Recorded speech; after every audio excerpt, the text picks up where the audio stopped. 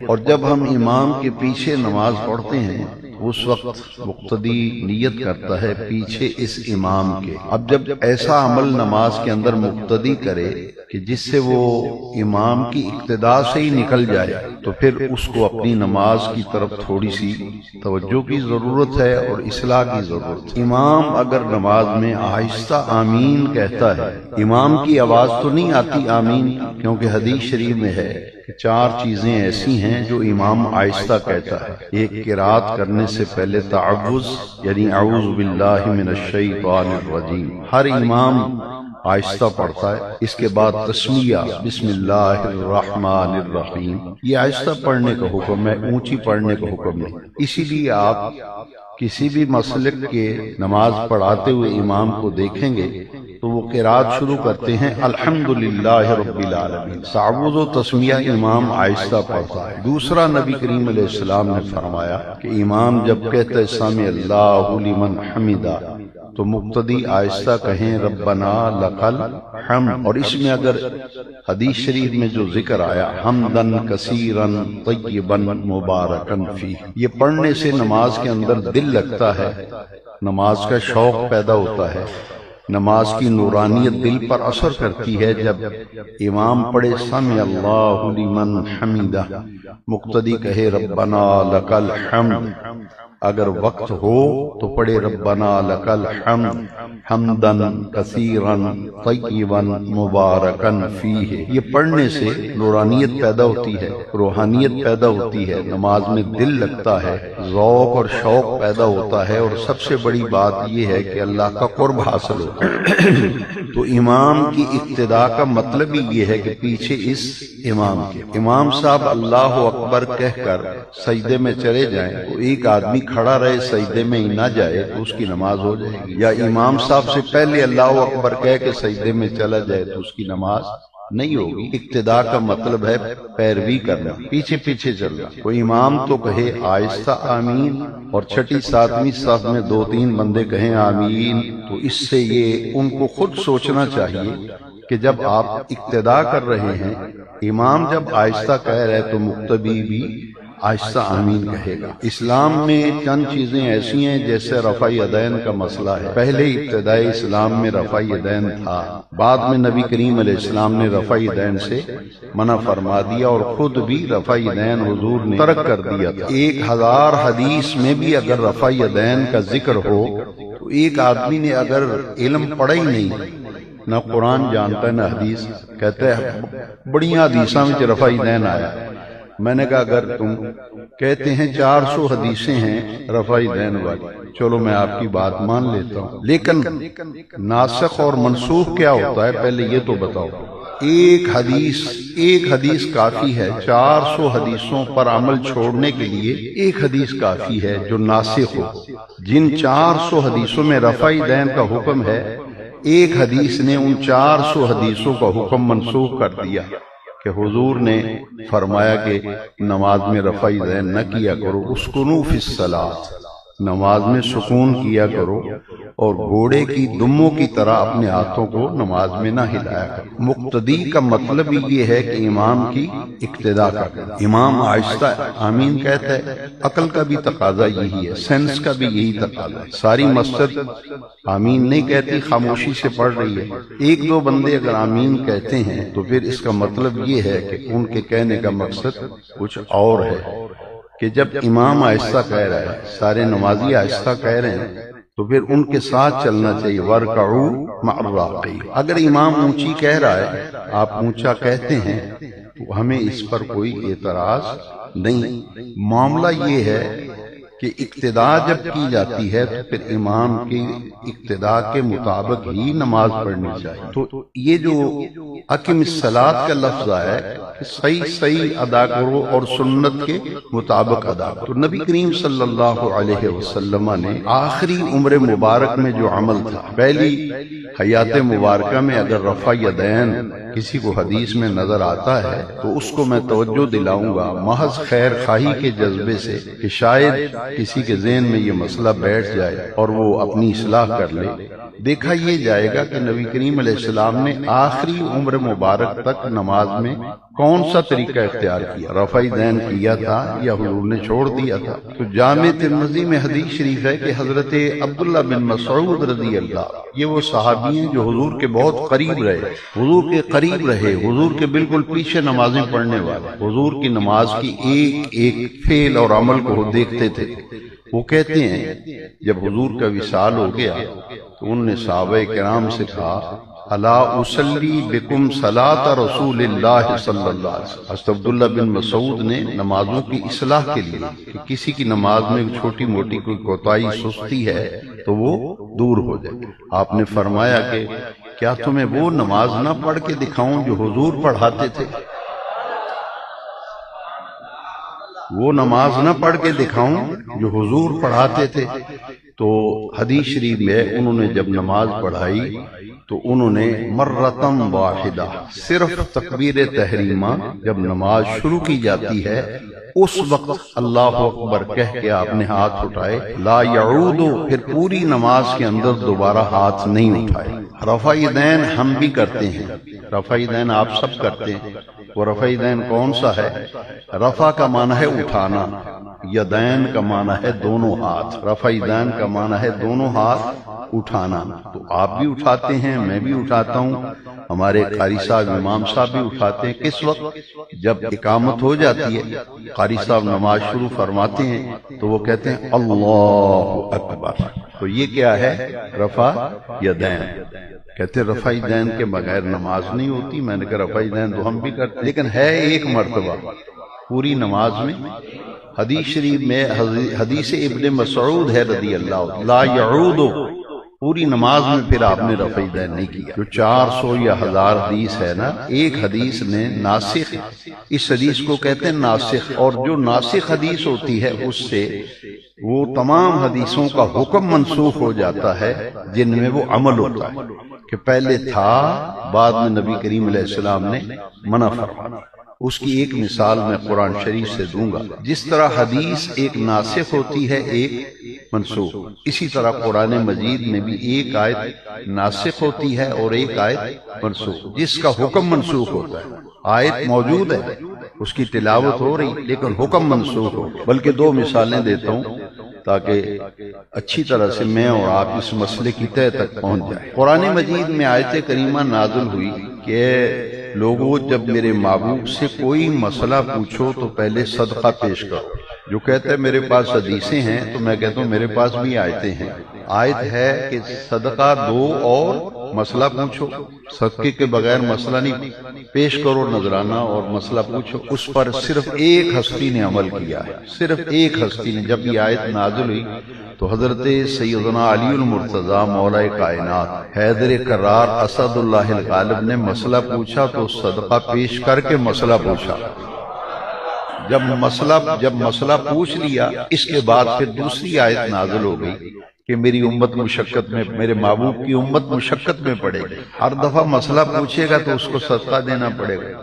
تو اللہ کریم نے دوسری آیت نازل فرما کر اس کے حکم کو منسوخ کر دیا۔ ایک تو یہ مثال۔ دوسری مثال کہ شراب حلال تھی، حرام ہونے سے پہلے شراب، حرام ہونے کے احکام نازل ہوئے تو اس کے بعد پھر حرام ہوئی نا۔ جب تک حرمت کے احکام نازل نہیں ہوئے تھے شراب حلال تھی۔ اب قرآن مجید میں 3 آیتیں ہیں، ذرا توجہ سے سمجھنا، رفع دین اور آمین کا مسئلہ سمجھ جائیں گے آپ۔ شراب کے بارے میں پہلا حکم جو آیا تھا نا، ایک دم شراب حرام نہیں ہوئی، ایک دم حرام، کیونکہ طبیعتوں میں رچ بس چکی تھی۔ تو اللہ کریم نے سب سے پہلے جو آیت نازل فرمائی، فرمایا کہ اس میں فائدہ کم ہے، نقصان زیادہ ہے۔ فائدہ، نقصان، نفرت دلائی، نفرت دلائی، یہ نقصان والی چیز ہے۔ تو نقصان والی چیز سے بچنا چاہیے یا نہیں؟ جو چیز آپ کا کاروبار میں نقصان ہو آپ وہ کاروبار چھوڑ دیتے ہیں۔ اللہ نے کیسا حکمت برا انداز اختیار کیا، پہلے نفرت دلائی کہ اس میں نقصان زیادہ ہے، منافع فائدہ کم ہے، یہ پہلا حکم۔ دوسرا حکم آیا کہ اگر تم نے شراب پی ہے، نشہ کیا ہوا ہے تو نماز نہ پڑھو، نماز کے قریب نہیں۔ لا تقربوا الصلاۃ وانتم سکارا، جب شراب پی ہے، کوئی بھی نشہ آور چیز کھائی ہے یا پی ہے تو آیت نازل ہو گئی اس حال میں نماز نہ پڑھو، اس حال میں نماز، کیونکہ منہ سے ایسے کو کفریہ جملہ نکل گیا نماز سے تو ایمان تو گیا۔ پہلے نفرت دلائی نقصان زیادہ ہے فائدہ کم ہے، پھر نفرت دلائی کہ اگر شراب پی ہے تو پھر نماز نزدیک بھی نہ جاؤ، لا تقربوا الصلاۃ، نماز کے قریب بھی نہ جاؤ، وانتم سکارى، جب تم نے سکر کہتے نشے کو، نشہ کیا ہو۔ اب صحابہ کرام اور حضور کے جتنے بھی ماننے والے، ایمان لانے والے، چاہنے والے تھے، انہوں نے کہا کہ لعنت پاؤ اس شے اتے جیڑی پیتی ہوئے تو نماز پڑھن تو منع کر دیتا بے نیڑے نہ جاؤ۔ پہلے دل میں خیال آیا کہ یہ تو نقصان دہ چیز ہے، نفرت ہو گئی۔ دوسری نفرت اس وقت پیدا ہوئی کہ اتنی پیڑی شے ہے کہ اے پیتی ہوئے تو نماز نہیں پڑھنی چاہیے۔ اب جب دو حکم نازل ہو گئے، ذہن تیار ہو گیا، ذہن تیار ہو گیا، اب قبول کرنے کے لیے لوگ تیار تھی۔ پھر ایک دم آیت نازل ہو گئی، انما الخمر والمیسر والانصاب والازلام رجس من عمل الشیطان، فرمایا یہ جوا، یہ شراب، یہ ساری چیزیں یہ ایک دم حرام ہو گئی کہ یہ نجس ہے۔ نجس کا معنی پلید، ناپاک۔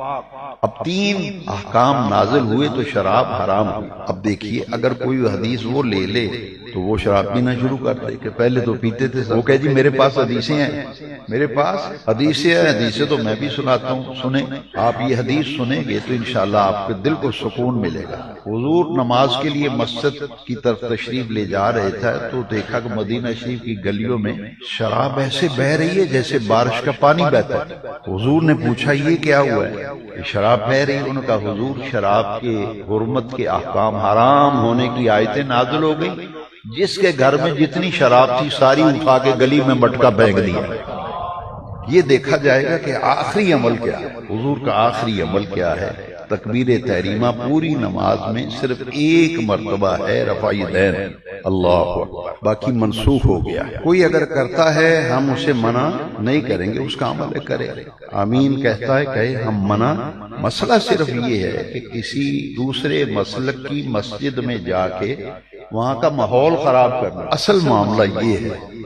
ورنہ رفع دین کوئی کرے ہمیں کوئی اعتراض نہیں، وہ اس کا عمل ہے کرے، آمین کہتے ہیں اس کا اپنا عمل ہے۔ لیکن یہ دیکھو کہ جس مسجد میں پڑھ رہے ہو اس کا امام آمین آہستہ کہتے ہیں یا اونچا کہتے ہیں؟ اگر آپ کا امام اونچی کہہ رہے تو آپ کہیں اونچی، ہمیں کوئی اعتراض نہیں ہوگا۔ لیکن جس مسجد میں جماعت سے پڑھ رہے ہیں تو امام صاحب تو آہستہ پڑھ رہے ہیں، پھر مقتدی کو بھی سمجھ آئی نہیں آئی؟ روکتے نہیں ہم، کوئی یہ کہے کہ روکتے نہیں، نماز پڑھو، لیکن ماحول جو ہے نا مسجد کا ماحول اسے خراب نہ کرو۔ میں نے ایک دو دفعہ آپ کو پہلے بھی سمجھایا کہ ہر مسلک کی اس لیے مسجد الگ ہے کہ اپنے طریقے کے مطابق سکون سے نماز پڑھیں، اپنے طریقے کے مطابق کوئی خرابی نہ پڑے۔ اب مجھے ایمان سے بتاؤ کہ آپ کسی دوسرے عقیدے والی مسجد میں جا کے نماز کے بعد کلمہ شریف کا ذکر کرنے دیں گے؟ آپ کو درود شریف پڑھنے دیں گے؟ الصلاۃ والسلام علیک یا آئے نماز پڑھے، خاموشی سے نماز پڑھ کے گھر جائیں۔ کسی صرف اس مسجد کی نہیں بات، کسی بھی مسجد میں جا کے خرابی نہ ڈالیں۔ کسی بھی مسجد میں آپ اونچی پڑھتے ہیں لیکن کہیں ایسے گئے جہاں اونچی نہیں پڑھتے تو میں آپ سب کو مشورہ دوں گا آپ بالکل آہستہ پڑھیں، خاموش ہو، کیونکہ خرابی پیدا کرنا، پریشانی بنانا، ماحول کو خراب کرنا یہ بات درست نہیں ہے۔ تو اس آیت میں جو حکم ہے کہ جب بھی نماز ادا کی جائے گی تو حضور کے طریقے کے مطابق ادا کی جائے گی۔ الحمدللہ اللہ کریم نے مجھے توفیق دی۔ میں جب کالج میں پڑھتا تھا 4th ایئر میں تو ایک پروفیسر تھے، وہ کہتے تھے کہ یہ جو نماز پڑھتے ہیں نا ان کی نماز تو حدیث میں ہے ہی نہیں، ہماری نماز ہے حدیث میں۔ میں کیونکہ اسٹوڈنٹ تھا، میں نے اپنے والد صاحب رحمۃ اللہ تعالی علیہ سے ہی تعلیم حاصل کی ہے، وہ میں نے یہ مسئلہ عرض کیا تو والد صاحب رحمۃ اللہ تعالی علیہ نے لائبریری میں سے وہ ساری کتابیں جس میں حضور کی نماز، حضور کا طریقہ، وہ ساری کتابوں کے حوالہ جات پہلے ہی والد صاحب رحمۃ اللہ علیہ نے لگائے ہوئے تھے۔ مجھے آپ نے حکم دیا کہ تھوڑی سی محنت کرو اور جتنا بھی طریقہ نماز ہے وہ صرف حدیث سے لکھو، کسی فقہ کی کتاب کا بھی حوالہ نہیں دینا، فقہ کی کتاب کا حوالہ، اونلی حدیث، صرف حدیث سے بتانا ہے کہ نبی پاک ہاتھ کہاں باندھتے تھے، نماز کیسے شروع کرتے تھے، رکوع کیسے، سجدہ کیسے۔ تو الحمدللہ میں نے کتاب لکھی حضور کی نماز، کتاب کا نام کیا ہے؟ حضور کی نماز۔ وہ اتنی مقبول ہوئی ہے کہ اس کے 15 ایڈیشن چھپ چکے ہیں، اور پھر انگلینڈ میں اور امریکہ میں یونیورسٹی کے اسٹوڈنٹس نے اس کی انگلش ٹرانسلیشن کی ہے، انگلش ٹرانسلیشن بھی موجود ہے، انگلش میں بھی ہے اور اردو میں بھی، دونوں کتابیں موجود ہیں۔ وہ لکھنے کی وجہ یہ بنی تھی کہ حضور کیسے نماز پڑھتے تھے، اور ایک ایک بات کا حوالہ، صفحہ نمبر، حدیث نمبر اس میں دیا ہے، تاکہ ہم اپنی نمازوں کو درست کریں، ہم اپنی نمازوں کو درست کریں۔ ہمیں اطمینان چاہیے، ہمیں کسی سے کوئی غرض، میں پھر وضاحت کرتا ہوں، کسی کو غلط فہمی نہ ہو، کوئی یہاں ہاتھ باندھتا ہے، کوئی ایسے پڑھتا ہے، ہمیں کسی پہ کوئی اعتراض، وہ جانے، ان کا کام جانے۔ مجھے تو آپ کس سے محبت ہے، میں تو یہ چاہتا ہوں کہ آپ کو یہ پتا ہو کہ ہم جو نماز پڑھتے ہیں ان سے کسی سے بحث کرنے کی ضرورت، کسی سے الجھنے کی ضرورت، آپ کا اتما اطمینان قلبی ضروری ہے۔ اللہ کا شکر ہے، اس کا فضل ہے کہ میں جو نماز پڑھ رہا ہوں میری نماز عین حضور کے طریقے کے مطابق ہے۔ بروڑا ہی ہے، اسے کوئی منفی معنی سمجھے یا کوئی اس کی اپنی عقل کی مرضی ہے۔ میں صرف یہ چاہتا ہوں کہ میرا ہر وہ بھائی جو یا رسول اللہ کہنے والا ہے، جو حضور سے محبت کرنے والا ہے، کسی کی طرف ہمیں دیکھنے کی ضرورت ہی نہیں کہ وہ اونچی کہتا ہے، آہستہ کہتا ہے، ادھر ہاتھ باندھتا ہے، ایسے کر جیسے مرضی کو کرے، ہمیں کسی سے کوئی گلا نہیں۔ ہم یہ کہتے ہیں کہ کم از کم آپ جو نماز پڑھ رہے ہیں آپ کا یہ دل مطمئن ہو کہ اللہ کے فضل سے میرا وہ طریقہ ہے نماز پڑھنے کا جو عین میرے نبی پاک صلی اللہ علیہ وسلم کے طریقے کے مطابق۔ باقی رہ گئی یہ 4 فقہ ہیں، 4، امام اعظم ابو حنیفہ، ان کے بعد امام مالک ہیں، ان کے بعد امام شافعی ہیں، اور ان کے بعد امام احمد بن حنبل ہیں۔